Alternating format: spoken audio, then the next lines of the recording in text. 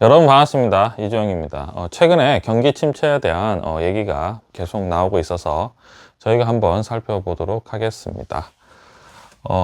주식 시장을 우리가 이제 늘 경험을 하다 보면 많은 어려움이 있죠. 많은 어려움이 있는데, 저도 과거에 주식 시장을 보면은 항상 혼란스러웠습니다. 굉장히 이제 혼란스러운 점이 많죠. 근데 이제 생각을 하다 보면은 도대체 왜 이렇게 혼란스럽나 라고 생각을 해보면, 결국은, 말씀드리고 싶은 거는 돈 자체가 굉장히 이제 혼란스럽다는 거죠. 지금의 우리가 흔히 쓰는 화폐죠. 화폐. 그죠. 우리가 5만원짜리가 있고, 그죠. 이러한 돈, 돈돈이도 있지만, 이제 화폐는, 기본적으로 고정이 되지 않습니다. 그죠? 고정이 되지 않고 늘 변동을 해요. 어떨 때는 값어치가 높아졌다가 값어치가 떨어지기도 하고, 그리고 우리는 이거는 원화가 있겠지만, 원화도 있고, 이제 달러도 있고, 위안화도 있고, 유로도 있고, 또 뭐가 있습니까, 여러분? 뭐 여러 가지 이제 많은 나라들이 있잖아요. 계속해서 이제 교환이 되죠. 기축통화죠. 달러는 기축통화인데, 기축통화의 우리가 가치도 결코 고정이 돼가지 않고, 기축통화가 늘 어떻게 됩니까? 달러와 위안화와 유로와 그리고 여러 가지죠. 어떤 영향을 받아가면서 계속해서 값어치가 왔다 갔다 하고 있는 상황입니다.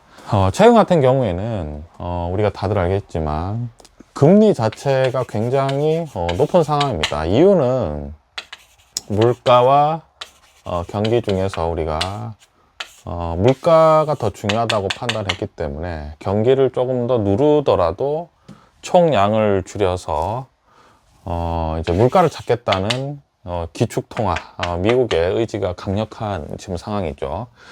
그러면은 이제 어떤 말씀 드리고 싶냐면요. 주식 시장이 있지 않습니까? 주식 시장도 있고, 이제 자본 시장 중에 하나일 뿐이죠. 주식 시장도 있고, 뭐가 있겠습니까? 채권 시장도 있고, 그 다음에 뭐 외환 시장도 있지 않습니까? 시장이 굉장히 많습니다, 여러분. 모든 이제 시장이 많은데, 이 모든 시장은 결국은 기준이 어떻게 되는 거죠? 이 기준은 결국 뭐가 되냐면 돈으로 다 귀결되는 거죠. 그러니까 돈이 계속 움직이기 시작하면 시장도 엄청나게 이제 혼란스러운데, 자, 그러면 우리가 이제 경기 침체에 대한 말씀을 한번 들어보겠습니다. 침체라는 단어는 머물다라는 뜻입니다. 위기라는 단어를 쓰면 이제 하락하겠죠. 경기 침체 같은 경우에는 지금 뭐 당연히 주식 시장이 오르지도 못하고 뭐 떨어질 수도 없는 지금 상황이라고 생각을 합니다. 왜냐? 주식 시장이 올라가기 위해서는 지금 금리가 너무 높아요. 5%대지 않습니까? 금리가 5%라는 거는 대출 금리가 10%가 넘어간다는 거죠. 그러니까 빚을 내기가 굉장히 두려운 뭐 그런 상황입니다. 그래서 빚을 내기가 굉장히 어렵기 때문에 총통화가 당연히 총 돈의 양이 줄어들 수밖에 없는 뭐 그러한 상황이죠. 그럼 주식 시장이 오르기도 힘든데 반대로 떨어지기도 힘든 상황이에요. 떨어지기는 왜 힘드냐? 지금의 대부분의 위기는 왜 생기냐면은 물가를 잡겠다는 기축통화의 강력한 의지, 달러의 의지이기 때문에 인위적으로 금리를 끌어올리지 않았습니까? 그럼 만약에 뭔가 미국 경제를 힘들게 하고 전 세계 경제를 다 힘들게 하겠다, 이렇게 해서 금리를 올리는 게 아니라는 거죠. 결국은 경기와 물가 중에서는 물가를 잡아야 되고, 근데 요즘 특이하게 기준금리가 5%까지 올라갔는데도 불구하고 우리나라 같은 경우에는 지금 3.5죠. 우리나라 같은 경우에는 3.5 수준인데, 그럼에도 불구하고 물가가 잘 잡히지 않습니다. 특이합니다. 그죠? 지금 금리가 굉장히 높은 상황인데도 불구하고 물가가 잘 잡히지 않아요. 그러면은 이제 상황으로 봤을 때 지금 여러분 생각해 보세요.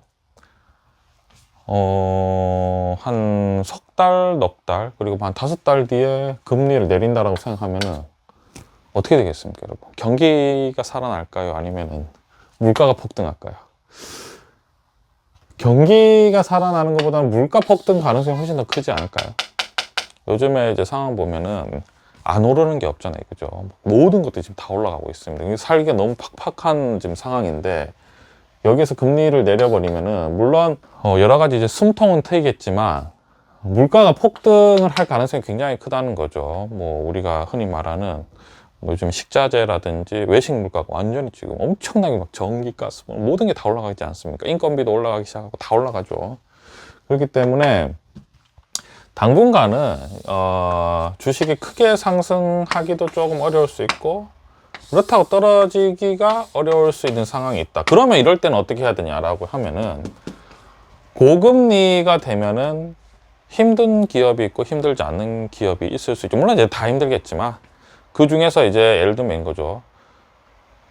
그 전에 기대심만으로 높이 올라갔던 뭐 많은 주식들은 실제로 시장에서 퇴출당할 가능성이 굉장히 크고요. 근데 이제 실적이 굉장히 탄탄한 주식 같은 경우에는 크게 상승은 하지 못하겠지만 계속해서 상승에 이제 준비를 하고 있겠죠. 그러니까 결국은 이제 고금리 시대 때는 실적이 막강하고, 그리고 튼튼한 재물을 가지고 있는 기업이나 주식을 사모을 좋은 기회다라고 생각을 하면 됩니다. 경기 침체나 위기 오겠죠? 왜 옵니까, 여러분? 금리가 높잖아요. 그러니까 빚을 많이 낸 기업은 하나, 둘, 셋씩 파산하겠죠. 이렇게 떨어지지 않습니까? 그럴 때 우리가 실적이 좋고 재무가 탄탄한 기업을 사모아야 되고, 최근 같은 경우에 시장이 여러분 이렇게 박스권이 되잖아요. 그러면은 뭐가 굉장히 위험하냐면 투기 수요가 증가합니다. 왜냐하면 시장이 더 크게 떨어지지 않잖아요. 크게 오르지도 않고. 떨어지지만 않는다라고 생각하면 투기 수요가 굉장히 증가해요. 왜냐면 이제 큰 종목들은 못 오르는데 작은 종목들은 막 변동성이 크거든요. 이럴 때 매매를 공격적으로 했을 때 굉장히 위험해집니다. 일반 투자자들은.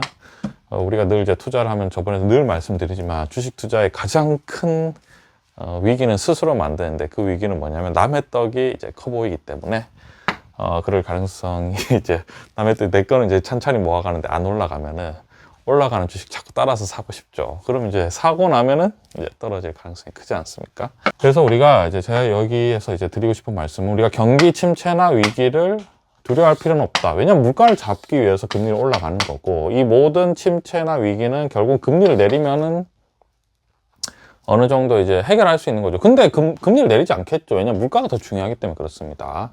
그래서 결국은 우리가 최악의 상황을 너무 생각하기보다는 시장은 지금 오르지도 못하고 떨어지지도 못하는데, 이럴 때 좋은 기업들도 못 오르는 거잖아요. 그죠? 그럴 때 이제 실적이 좋고 재무가 튼튼한 기업고, 그리고 남들보다 경쟁력 있는 기업을 꾸준히 사모아 가면은 결국 물가가 잡혀가고 어느 정도 됐을 때 크게 상승을 하죠. 이렇게 투자를 하면 좀 안정적입니다. 그죠? 이런 관점으로 우리가 시장의 어떤 경기 침체에 대응을 하면 좋지 않을까라고 생각을 합니다. 감사합니다.